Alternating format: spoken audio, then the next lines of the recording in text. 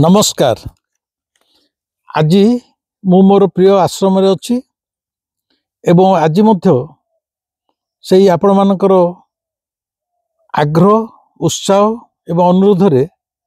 रहस्य भरा श्रीक्षेत्र आउ एक अध्याय को मु जाउछि।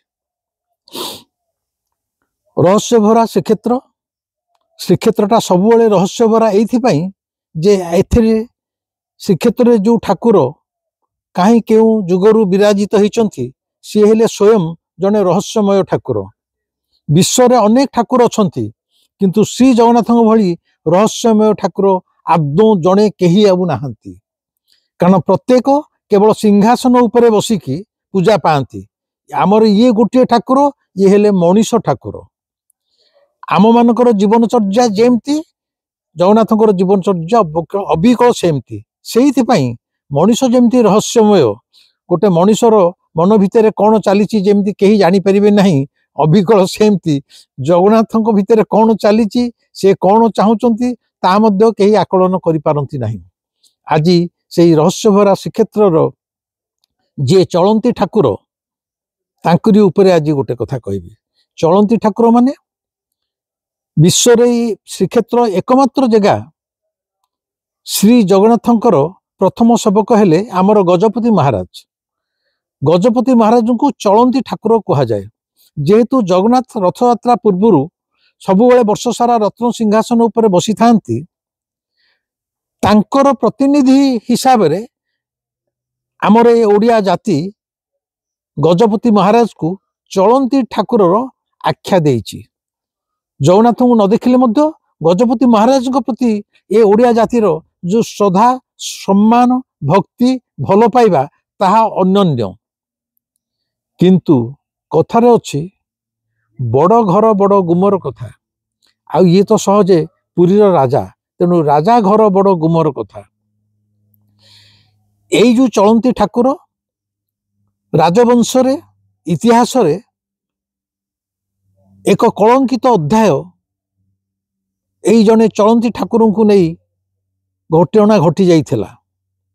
सी थिले तृतीय दिव्य सिंह देव। बर्तमान जे राजा अछंती सी होचंती चतुर्थ दिव्य सिंह देव। मु आज जहा कथा कहूची ये 1800 मसीहार कथा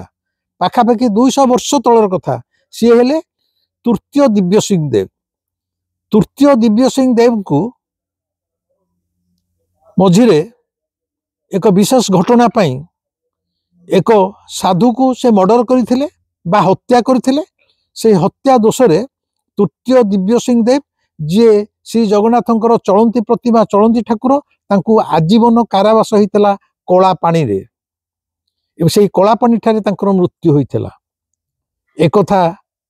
अनेक ओडिया जानतिनी मु जानिबारे 100 रे 100 ओडिया जानती नहीं। एपरिकी स्वयं श्रीक्षेत्र में मध्य अनेक लोक जानती नहीं। किंतु ताहा थिला एक दुखद अतीत इतिहास रे एक दुखद एवं कलंकित अध्याय। प्रश्न उठुची जे स्वयं जगन्नाथଙ୍କର चलंती ठाकुर तांको पुणी आजीवन कारावास काई दिया गला ता पुणी कला पानी रे अंडमान माने जेतले ब्रिटिश स्वाधीनता संग्राम बेले जो माने ब्रिटिशर्स माने अनेकों को नहीं कि कला पानी रे पकई दउथिले। ये राजा मध्य से कला पानी की जाइथिले सारा आजीवन कारादंड पाइथिले काहे कि सही कथाटी आज 1859 ख्रीष्टाब्द रे द्वितीय वीरकिशोर देव राजा वीरकिशोर देव अपुत्रिक थिले। तांकर किछि पुओ पिला झेला नथिले। वीरकिशोर देव मृत्यु किछि दिन अच्छी किछि दिन मात्र मास भी नुह। से मने मने भाविले मु जो मोर मृत्यु पर ठाकुरंकर सेवा करिवो किए कोन राजसिंहासन मुक्त रहिबो। तेणु द्वितीय वीरकिशोर देव राजा वीरकिशोर देव 1859 ख्रीष्टाब्द रे मृत्यु वरण करथिले। से मृत्युर किछि दिन पूर्व ओडिशार पारलाखेमुंडी जे राजा थिले तांकर द्वितीय पुत्र 4 वर्षर पुत्र को से पोष्य पुत्र भाव ग्रहण कले। पारलाखेमुंडी राजांकर द्वितीय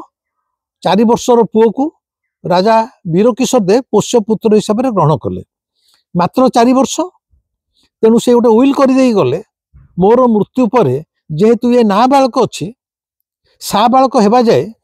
तांकर राणी सूर्यमणि पाट महादी श्रीमंदिर परिचालना दायित्व नेबे एवं शासन दायित्व नेबे जेतेबेले ये 4 वर्षर नाबालक पुत्रटी साबालक हो तापरे से मंदिर परिचालना दायित्व नब एटा से उइल करी चली गले एवं 1859 मसीह वीरकेशर देव राजा वीरकेशर देव मृत्यु है। वर्तमान पुरी राजनगर में पारलक्ष्मी राजा द्वितीय 4 वर्षर पुत्र लालन पालन है एवं देखागला जेहेतु 4 वर्षर पुओ से सब तार निज बापा माँ को छाड़ी आसी गोटे अन्य सहर में अन्य लोकों मेले रोचे सब कांदा कटा कला पारलक्ष्मी राजा निज पुओ को देखा मझे मझे पुरी की आसती किंतु रानी पारलक्ष्मी राजा को निज पुत्र को देखा करने साक्षात करने को सुजोग देले नहीं तांकर भय है जेहेतु राजा मरी जाइछंती रानी निजे परिचालना कर शासन को जदि पारलक्ष्मी राजा को मझे मझे राजनगर में प्रवेशर अधिकार दि जाए सी हुए तो धीरे धीरे पूरी शासन भितर निजर मुंड खेलेबे पुओ को तांको अनुसार किछि शिखाशिखी करेबे हुए तो श्रीक्षेत्र शासन एवं मंदिर भितर तांकर अनधिकार प्रवेश हो यही भय यही आशंकार रानी सूर्यमणि पाटदेवी महादी पारलक्ष्मी राजा को आ राजनगर को छाड़िलेनी जेहेतु राजनगर को न छाड़े छोट छुआ 4 वर्षर छुआ निज बापा को देखुनी माँ को देखुनी सबुले कांदुची एवं धीरे धीरे से एकजिदिया हबार लगिला तार बयस बढ़िया सहित दुष्टामी आरंभ हो गला एकजिदिया है निज सूर्यमणि पाट महादेवी से जमा खातिर कला नहीं जदिओ तापाई पाठ पढ़ाई ट्यूशन मास्टर रखागला ट्यूशन मास्टर को खातिर कला नहीं आउ विशेषकर राजनगर भितर चाकर पोइली यही मानक सांगरे तार बेसी मिलामिशा है से भितर से बढ़िला एवं बयस जिते बढ़िला तार यौवन अवस्था को धीरे धीरे आसला सी एपरिक राजनगर बाहर जाते से 18-20 वर्ष हो गला राजनगर बाहर जेतक सब असामाजिक टोका से संगे मिसिला भांग खाइला अफिम खाइला मद पीला जहाँ को राजा पुओ हिसाब से भीतर जो अहंकार जहाँ को निष्ठुर व्यवहार कला पुरी सहर समस्त अश्लील भाषा प्रयोग कला जी देखो सी कह ये अति गोटे रास्तार लफंगा छतरा टोका यही भली भाव में एक राजा पुओ पोष्यपुत्र होकर आसी वीरकेशर देव नहांती से माँ सूर्यमणि पाट महादेवी की भी खातिर कलानी एक एक दुष्ट दुर्दांत दुर्दोष असभ्य भाषा प्रयोग कर एक दुष्ट मनीष होकी तार यौवन आरंभ है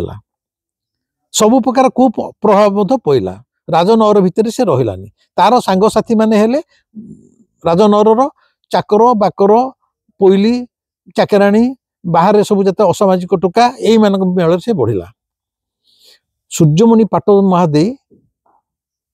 को मन में दुख रहा यही हूँ पुणी आमर राजा ताकू भल करने जेहेतु पुओटा एत खरा बाट को चली जाइए राजन पुरी ठारू 6-7 माइल किलोमीटर दूर में दामोदरपुर बोली गोटे गाँ अच्छी से गोटे मठ थाए से मठर जे महंत जड़े साधु ना हूँ शिवदास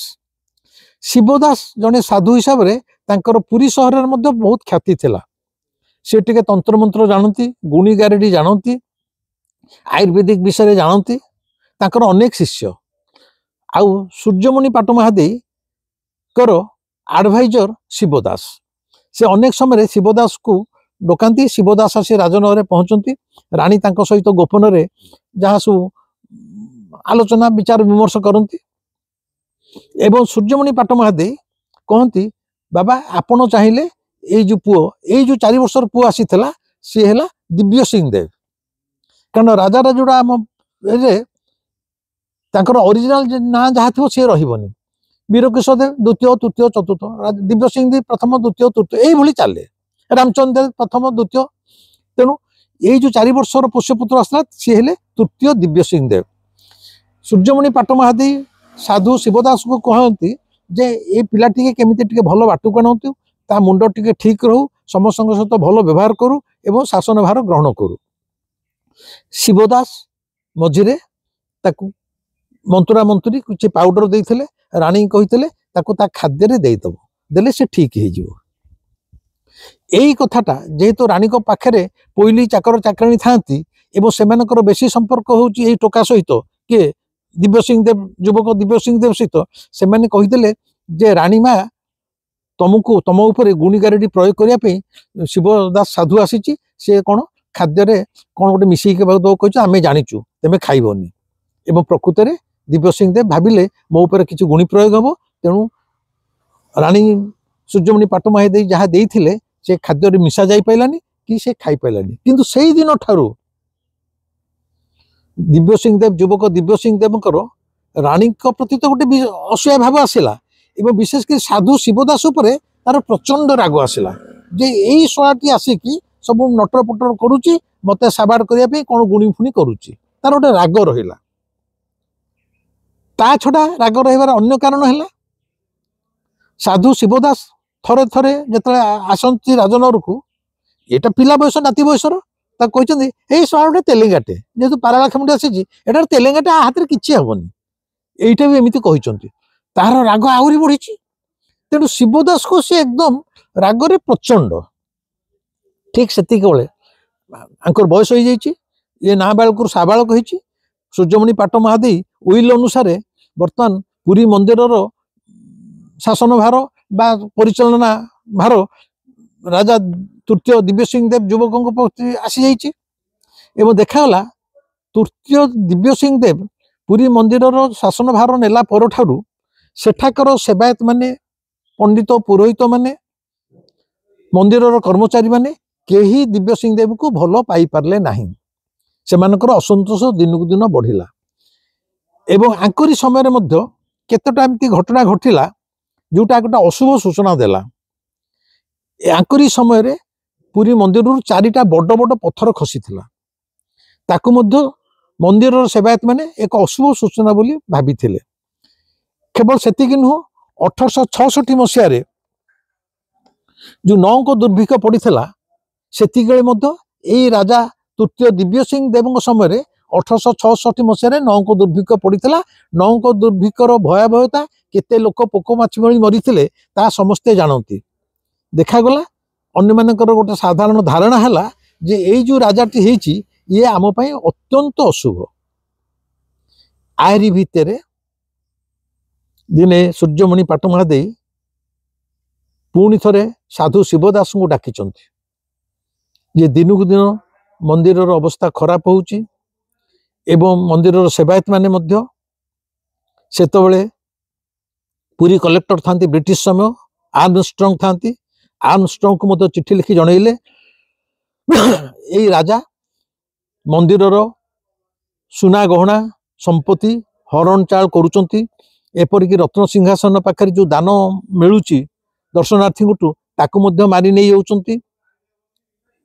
अत्यंत टंका तोसराफ होउची तेणु आंकु बदला जाऊ विभिन्न आड़ू जो अभियोग आसी राणी शिवदास साधु को डाकी किछि मंत्रणा करने यही कथाटी राजा कान को चली आसी युवक दिव्य सिंह देव कान को चली आसी सी कहले बहुत है एथरक साधु को पाने दबाक पड़ो साधु शिवदास आसियार यथेष्ट पूर्वर ये दिज पियादा को पठेले मठ को दिव्य सिंह देव जोड़े खास लोक जा कहले जे महाराज आपण को अब राजा डकई पठुते शिवदास भाविला राजांकर कौन मन भीतर किसी परिवर्तन आसीगला कि सी तो मत केबे डाकिनी ना नाई से गोटे कहार देह फेह खराब अच्छी से टी आपण सहित परामर्श करने चाहते साधु शिवदास भारी खुशी हो गला जे जाऊ ये जो दुष्ट युवक उच्छृंखल राजा दिव्य सिंह देव तार मनर परिवर्तन आसी सी मत भल पाइला तेणु खुशी रे साधु शिवदास तार 4-5 जन चर शिष्यों सहित राजनगर पाखे आसी संध्या पहुंची किंतु राजनगर भितर को केवल शिवदास को छाड़देले कर्मचारी माने आउ कहारी की भितर प्रवेश करने को अनुमति देले नहीं ताहा दिव्य सिंह देवकर निर्देश सांगर जो 3-4 जन शिष्य थिले से माने मंदिर आड़ चलीगले साधु शिवदास खुशी राजनगर भितर पशिले राजनगर भितर ये राजा दिव्य सिंह देव निजर एक्सरसाइज करने गोटे व्यायामशाला करते जहाँ भितर से कुस्ती कसरत व्यायाम फैम सब करते साधु शिवदास को से व्यायामशाला को डकागला साधु शिवदास जमी व्यायामशाला भितर पशिंट सांगे सांगे भीतर पुट कबाट दिगला एवं साधु शिवदास को देखला मात्रे उच्छृंखल दुर्दश तृतीय दिव्य सिंह देव जार युवक राजा क्रोधरे जल सब कथा मन पड़ा यही बुढ़ा यही साधु बुढ़ा मत कहला तेलेंगा टोकटा हाथ में किसी हेनी यही आसी गुणी फुणी सब करुच्ची यही मो माया राणी लक्ष्मी सूर्यमणि पाटदेवी महादेवी की किसी मंत्रणा दौर कु मंत्रणा दौर जो रागर था सामने बर्तमान साधु शिवदास निजे दिव्य सिंह देव गोटे बड़ बाउंश फाड़िया गोटे मुंडू को पिटिले साधुर साधु पटांगी तले पड़गला राजा आदेश देले कर्मचारी मान ए साधु को निर्धूम पीट पूरा स्वाधीनता दिगला समस्ते मिलमिशी किए गोईठा चापुड़ा मुथ तले पड़ी साधु जी जुआड़े पाइले निर्धूम खाली माड़ है खाली माड़े कथा सहलानी साधु पूरा लंगड़ा कर दिगला तार मल द्वार गोटे लुहा तार जबरदस्ती गेंजिकी भर्ती करागला तापर से मल द्वार भितर चून पानी ढलागला सेतिक भी से जिते जंत्रणा छटपट होता है दिव्य सिंह राजा को सेतिकी माने पैशाचिक अट्टहास से करुतापर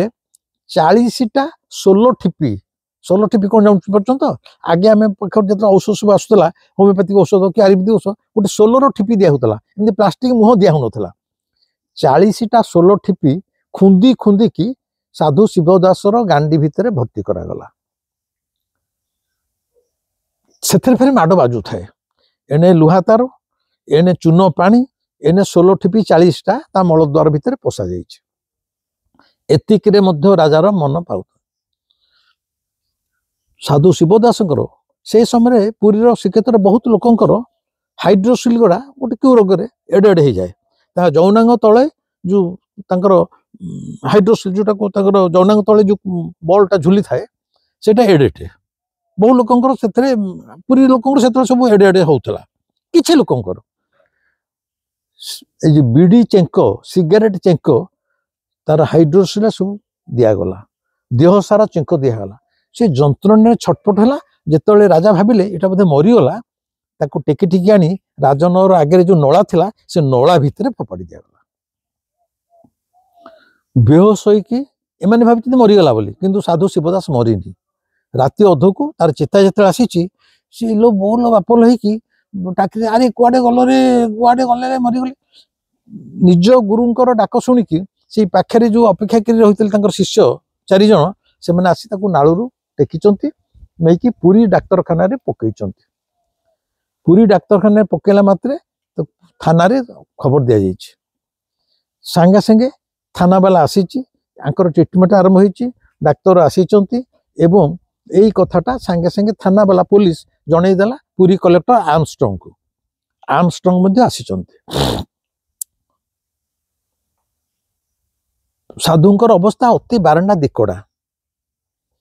कौन है बोली साधु जिते स्वाभाविक भाव में चेता आसी ट्रिटमेंट चली पचारा साधु गोटी गोटी की सब कथा कहले राजा दिव्य सिंह देव केमती डाकिले कौन कले कि प्रकार अत्याचार कराई एवं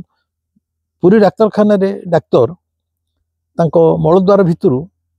40टा जो ठिपी पशी मात्र 30-32टा ठिपी बाहर कले से लुहा तार बाहर कले एति पशी बाहरला आउ देह तो पोड़ा पोड़ी माड़ हो पोड़ा जा तेणु मृत्युकालीन जमानबंदी शिवदास निगला एवं पुरी कलेक्टर सांगे सांगे यही कथाटा जनइले कमिशनर से थे रेभेन्सा जहाँ को ना रेभेन्सा कॉलेज से कमिशनर थे ओडिशार रेभेन्सा आर्मस्ट्रंग ए कथाटा कमिशन को जनइले रेभेन्सा कहले तेमे आर गोटे रिपोर्ट मत 15 दिन भीतर दियो यही सबू साक्षी सुखाकर ये नहीं ता भितर कमिशनर पाख जो आर्मस्ट्रंग कलेक्टर जो रिपोर्ट देले से जनईदेले एथेरे पुरी राजा संपूर्ण इनवल्व एवं तांकर कर्मचारी माने इनवल्व कमिशनर गोटे आदेश सांगे सांगे अरेस्ट कर एक साधु को मारिदेवा जीवन में मारिदेवा मान माने हत्या अटेम्प्ट रे राजा दिव्य सिंह देव प्रथम थर पुरी राजवंश राजा हैला परे मध्य तांको ब्रिटिश सरकार अरेस्ट करनेला एवं तांको सहित 9 जन कर्मचारी जो माने तांको सहित अत्याचार करथिले से माने सब अरेस्ट हेले। यहा भितरे आर किछि दिन परे साधु शिवदासंकर मृत्यु हो गला एवं पुरी राजा उपरे संपूर्ण हत्यार दोष लगा जाई दफा लगा जाई तांको अरेस्ट करके बंदीशाला रे रखा गला एवं तांको ना रे हत्या अभियोग रे केस चला सेतले कटकर सेशंस कोर्ट रे केस चला सेतले पूरे कोर्ट नहीं कटक रे सेशंस कोर्ट रे जेतले साधु हत्या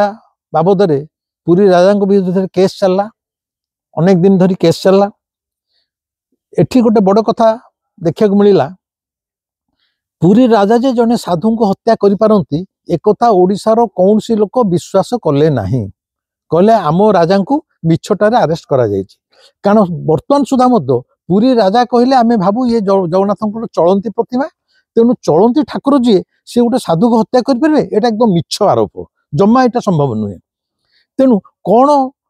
मकदमार गतिपथ हम कौन राय बाहर ताकू देखिया पई प्रति थर जो दिन तारीख थाए ओडिशार विभिन्न जगार 5-10 हजार लोक आसिकी कटक रुंड हूँ कटक रुंड होइकी से केस रे कौन चली सब शुणती एपरी हुए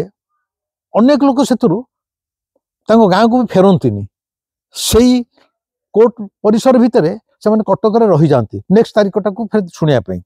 से सेशंस कोर्ट जो थिला से परिसर भितर गोटे मात्र कूओ थिला देखागला जदि प्रतिदिन 3-4 हजार लोक से पानी नहीं कि रोषे करेंगे से गाधेबे से कूओर पानी 2-3 घंटार संपूर्ण सरी जाए बाली दुसे पुणी पानी झरिकी ऊपर को हेले अन्य माने पुणी गाधेबे पानी देबे यही अवस्था है। एटा मोर गप नु आई माँ कहानी कहनी से समय 1800 मसीह जो उत्कल दीपिका एने जमी समाज प्रमेय संवाद मुख्य से उत्कल दीपिका था मुख्य खबर कागज उत्कल दीपिका एगुड़ा प्रांजल भाव में प्रति तारीख में कौन कौन हो लिखा जाइए मुझे उत्कल दीपिकार कथा कहूँ कूर केमी पानी सुखी जाए लोक मैंने केमी हजार हजार धरिकी सेशंस कोर्ट अपेक्षा कर रहती उत्कल दीपिकार एवं आर सत्यासत्य जानिक गले मु गोटे बही लिखी समय स्रोत श्रीक्षेत्र और श्री जगन्नाथ 900 पृष्ठार बही आपण माने से बही मध्य किनिकी पढ़ी पारिबे उत्कल दीपिकार न्यूज को मध्य मु स्कान करी सेथरे छापी तेणु यही भली केस चला एवं केस रे जो दिन फाइनल राय बाहरला सेथरे कोर्ट राय देला जे दिव्य सिंह देव को आजीवन कारावास भोगिया पड़ो एवं ताकू कला पानी की पठे देवा पड़ो बुझु तो यहाँ है 1878 मसीहार कथा 1878 मसीह राय बाहरला जे तृतीय राजा दिव्य सिंह देव एक साधु मर्डर केस रे राय बाहरला सी कला पानी भोग करेंगे पुरी राजा एगेन्स्ट रे अपील कले हाईकोर्ट रे से हाईकोर्ट थिला कलिकता रे एवं जेहेतु ये पुरी राजा आंक पटु मध्य सूर्यमणि पाट महादी टंका खर्च करी ब्रिटिश भल भल वकिल रखी लड़ाई करने बर्तमान कथा हूँ सी ओडिशा रु सूर्य माने राजा दिव्य सिंह देव तृतीय कलिकता जी कारण से कोर्ट फिर अटेंड करा पड़ो देखागला ब्रिटिश गवर्नमेंट देखला राजा को एते परिमाण रे ओडिशा लोक भल पाउछंती आंकु जदि समस्त आगे आम नबू भ्यान रे बसैकी जो थे बसैकी आंकु नबा छाड़िया कहीं देवेनि कारण से जाए लोकंर बोध धारणा आम राजा भल तेणु कौन होता जानते राति अधरे राजा दिव्य सिंह देव को घोड़ारे ऊपर बसैकी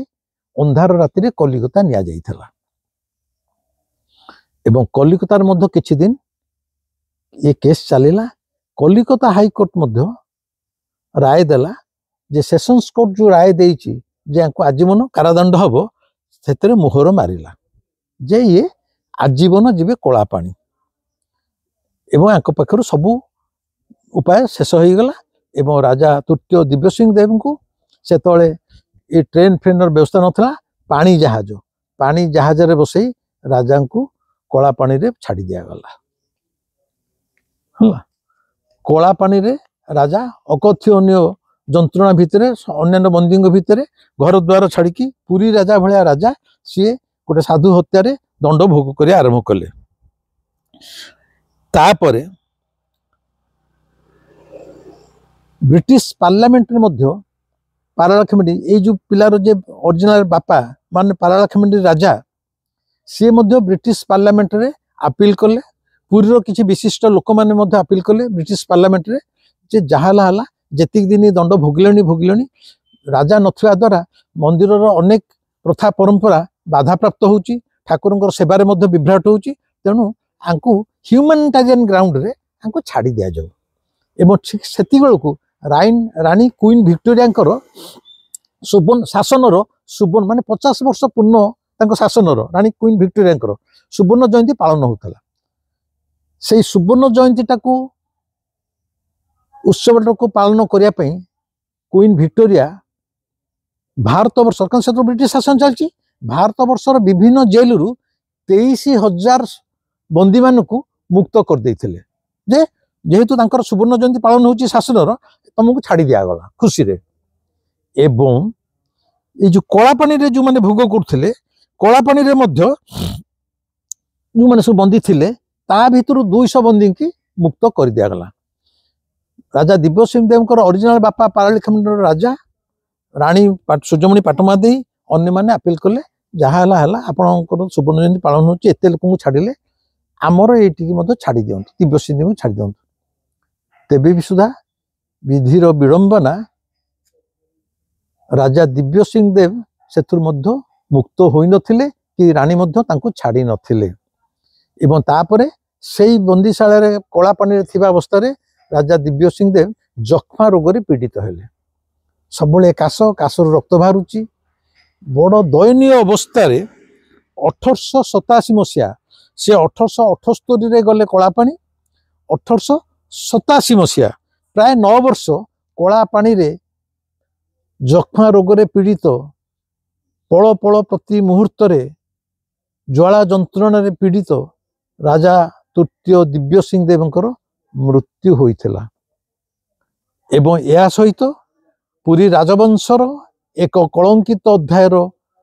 ଶେଷ ଯବନିକା ଟଣା ଯାଇଥିଲା। ଇଏ ଥିଲା ରାଜା ତୃତୀୟ ଦିବ୍ୟସିଂହ ଦେବଙ୍କର କାରନାମାର କାହାଣୀ। କେତେ ଜଣ ଏ କଥା ଜାଣନ୍ତି? ତେଣୁ କୁହାଯାଏ ବଡ଼ ଘର ବଡ଼ ଗୁମର କଥା। ରାଜବଂଶରେ ଅନେକ ଘଟଣା ଘଟେ, କେତେବେଳେ ନାରୀମାନଙ୍କୁ ନେଇ, କେତେବେଳେ ଦାରୀମାନଙ୍କୁ ନେଇ, କେତେବେଳେ ଦୁର୍ନୀତିକି ନେଇ, କିନ୍ତୁ ରାଜବଂଶ ଭିତରେ ଯୋଉ ଘଟଣା ଘଟିଯାଏ ସେଗୁଡ଼ା ପଦାକୁ ଆସିପାରେ ନାହିଁ, ସବୁ ଗୋପନୀୟ। କିନ୍ତୁ ଏଇ ଯୋଉ ରାଜା ତୃତୀୟ ଦିବ୍ୟସିଂହ ଦେବଙ୍କର ଘଟଣା ସେ ସମୟରେ ଉତ୍କଳ ଦୀପିକାରେ ପ୍ରତିଦିନ ବାହାରୁଥିଲା ଏବଂ ଏହା ହିଁ ଥିଲା ରାଜବଂଶର ଏକମାତ୍ର କଳଙ୍କିତ ଘଟଣା।